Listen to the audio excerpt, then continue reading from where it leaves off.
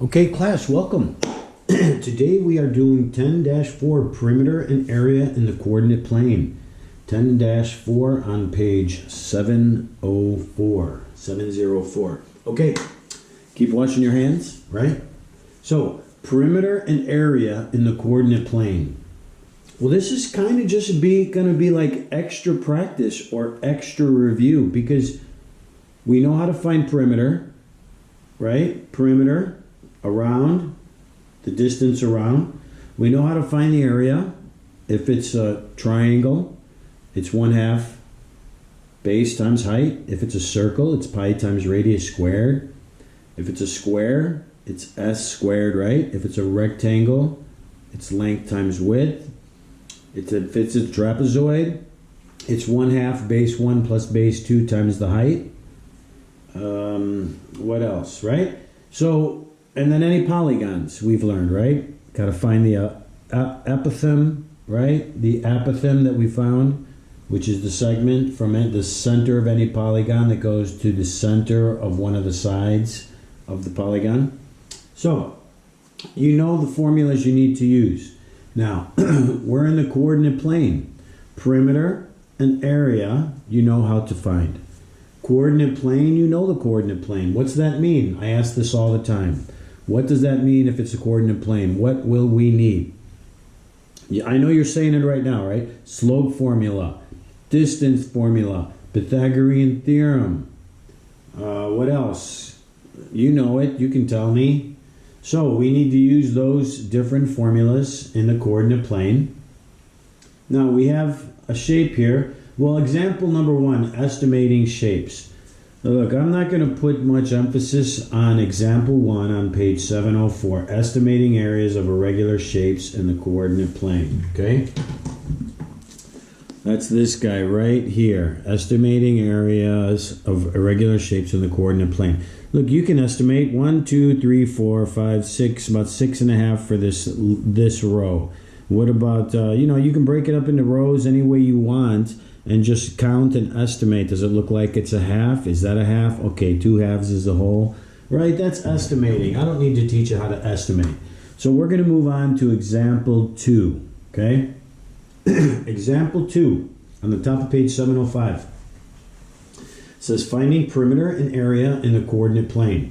Draw and classify the polygon with vertices A, -4, 1. There it is. And I'm reading from the book. Point B at 2, 4. 2, 4, there's B. C, 4, 0. 4, 0, there it is, C. And D, -2, -3. -2, -3, right there is D, okay? So how are we going to find the area for this, right? Well, finding perimeter, we need to know the distance from here to here. Well, we've got this point, right? This is 2, 4. X is 2, Y is 4. C, X is 4, Y is 0. D, and they got it in the book, right? They just said it. -2, -3. And point A, as they say in the book, -4 and 1. Right? Yeah. So, we can use the distance formula from here to here. We can use the distance formula from here to here. We can use the distance formula from here to here. And we can use the distance formula from here to here. I don't need to do the distance formula. You know how to do the distance formula, right? The distance is the square root of x 1 plus x2 squared, no, minus, right? x2 minus x1 squared plus y2 minus y1 squared, right? Yes, I believe that's correct. Distance formula, right? Okay. So, they went in the book, they used example, they went from C to D, right? C to D. Well, we read left to right. D comes before C. So they have negative 2, which is D, right? Minus 4. So negative 2 minus 4. Negative 2 minus 4. These are the x values. Squared plus y2 minus y1. Negative 3, right? Minus 0. Negative 3 minus 0. Okay? Doesn't matter if it's x2, x1. Either way, you're going to get the same answer when you square it, right? So it doesn't matter if it's that way or that way, technically. It's not going to make a difference. 5 minus, and I'm just throwing numbers out. 5 minus 3 is 2. 2 squared is 4. Let's switch it. 3 minus 5 is negative 2. Negative 2 squared is also 4, right? Okay? So it doesn't matter which way you do it. Well, once you find these lengths, right? Then you know the perimeter. You find this length. They found CD to be 3 square root of 5. 3 square root of 5. They did the distance formula. They found CD, yeah, we did that. BC is 2 square root of 5. BC is a distance of 2 square root of 5 after you do the distance formula, right? And they've got the distance formula in here to show you. So they got this guy and they got this guy. Find the perimeter and the area of the polygon. Well, if you look above, right, where they have step 1, they have draw the polygon. Okay, so you have to draw the polygon, step 1. So on the test, you won't get the picture. You'll just get the question. And you'll have to draw the polygon, plot the points, okay? Then connect them, right? And do everything we're doing here. They also found the slope, right? They used the distance formula and they used the slope formula. y2 minus y1 over x2 minus x1. Rise over run, right? So there are the two formulas you use, the distance formula and slope formula. Well, they found the slope of AB to be 1/2. AB, they found this slope to be 1/2, this guy. Rise over run. For every 1 up, 2 over. 1 up, 2 over. 1 up, 2 over. Okay? Rise over run. They found the slope of BC to be negative 2. BC has a slope of negative 2, meaning negative 2 over 1. Right? That's this guy's slope. They found the slope of CD. See, this is distance, right? The length, whether it's inches, meters, whatever. This is the slope of the segment. This is the length of the segment. This is the slope of the segment, okay? Using slope formula. Slope of CD was 1/2. CD, the slope, right? The slope is 1/2. And the slope of DA is negative 2. Okay? Well, that would be negative 2 over 1, right? Rise over run. Well, look what we have. Negative 2 over 1, negative 2 over 1. That means these guys are parallel. This slope is 1/2. This slope is 1/2. That means these guys are parallel. Well, based on, that means we've got a parallelogram. Opposite sides are parallel, that means we have a parallelogram. What, okay, so perimeter, we found the distance. So if this is a parallelogram, if these are parallel and these are parallel, then that means they must also be congruent. If both opposite sides are parallel, that means it must be a rectangle. Okay?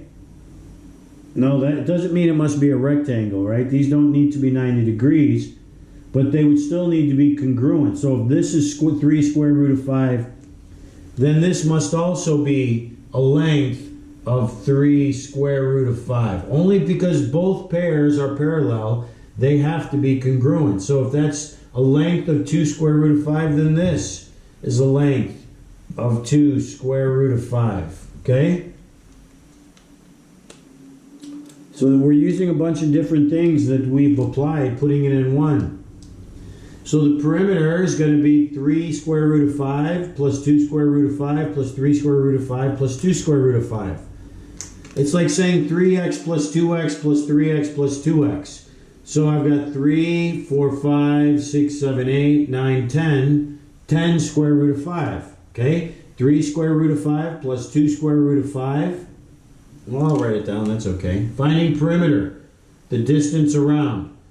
3 square root of 5 plus 2 square root of 5 plus 3 square root of 5 plus 2 square root of 5. Well, 3 square root of 5 plus 2 square root of 5 is 5 square root of 5. 8 square root of 5, 10 square root of 5. So 10 square root of 5 units. Okay, we're on the coordinate plane, so units. 1 unit, 2 unit, 3 units on the coordinate plane. Finding the area. Okay, base times height. So we can say 2 square root of 5. No, well, we don't know if this is a right angle. So can we do that? No, I don't think we can do that. No, we can. Because they're congruent, they're opposite sides. So we can say base times height. Is that what they got here? Yep, area equals base times height of ABCD. So we can do base times height, which is 3 square root of 5 times 2 square root of 5. Okay? 3 times 2, 3 times 2, times, because this 3 square root of 5 says 3 times the square root of 5, times 2 times the square root of 5. That's really what it says, right? So we've got a 3, a 2, a square root of 5, and a square root of 5, right? That's what we have. 1, 2, 3, 4 things. 1, 2, 3, 4 things. 3 times 2 is 6. Square root of 5 times the square root of 5. Well, this is the same thing as saying this. Okay? Well, 1 goes away, 1 comes out. 6 times 5, 5 times 6 is 30. So those are 30 units squared, right? Squared. And that's what the book has. Okay, good. We'll do one more.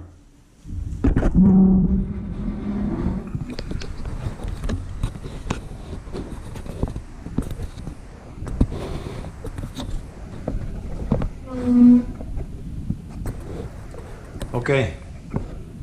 Example 3. Right here. Now it says finding areas in the coordinate plane by subtracting. Okay? Well, to be honest, with the last one in example 2, we could have done something that we didn't do. We can use all the same things that we just did here. Okay? We can find all these points. This z is negative 4, 0. Okay, so this is negative 4, 0. Y is 2, negative 3. X is 1, 2, 3, 4. 1, 2, 4, 2. And W is 1, 1, 2, 3, 4. 1, 4. Well, we can find the slope .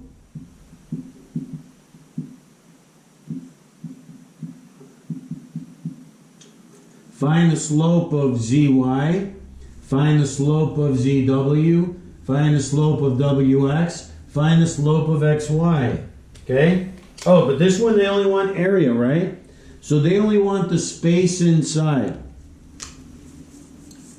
So we can find the area, but we see, I mean, it kind of looks like we can see that this is going to be wider or this is longer than this, right? So even if this was, so we know that these guys cannot be parallel, because if this segment is this long and this segment's only this long, that means these two guys can't be straight. They have to be going inward, right? If this segment's longer than this segment, these cannot be parallel. Maybe these are parallel, it's possible, but then all we'd have is a trapezoid, right? So there's a trick that we can do. The book shows you, you can draw, and I'm looking at example 3, finding area. That's all we want to find is area. Right, let me write that here. Finding area. If we're just finding area, it's actually a lot simpler, because all we need to do is just make a big square here. This is at 4, right? So I'm going to go down to this point, and I'm going to come up all the way to this point. And then I'm going to go across on both ways. I'm going to go all the way as far as this point. And up here, I'm going to go all the way as far as this point. And that's going to give me a rectangle. Maybe a square, I don't know, but definitely a rectangle.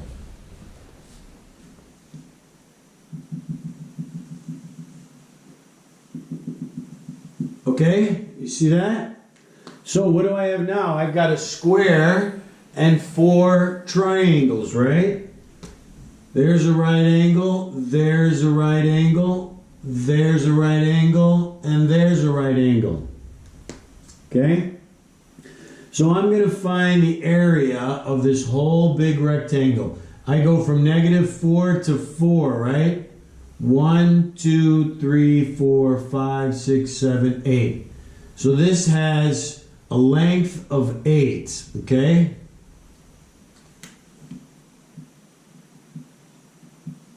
From there to there is 8. I'm going to erase that. Now what about up and down? We go from -3, we go 1, 2, 3, 4, 5, 6, 7.